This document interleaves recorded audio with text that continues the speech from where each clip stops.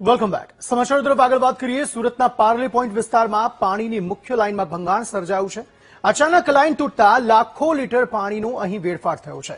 પાણીની line તૂટતા road પર તિરાડો પડી ગઈ હતી. પાણીનો વેડફાટ થતા લોકોમાં ભારે રોષ ફેલાયો છે.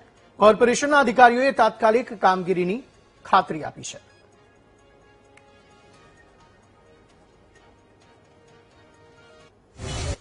સિટી લાઇટ અશોક પાનની સામે ભગવતી આશીષની પાસે પાણીની લાઇન તૂટી છે.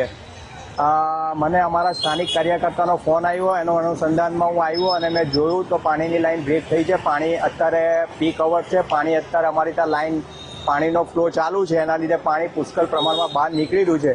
જે પ્રમાણે લાઇન જમીનમાં ફાટી છે તે પ્રમાણે રોડ પણ આખો ઉચકાઈ ગયો છે અને ખૂબ જ પાણી વહી રહ્યું છે. મેં લાગતા વળગતા કોર્પોરેશનના અધિકારીઓને જાણ કરી દીધી છે અને એ લોકો પણ હમણાં આવે છે અને પછી કોઈદા પછી જ ખબર પડશે કે કેવી રીતે લાઇન બ્રેક થઈ છે.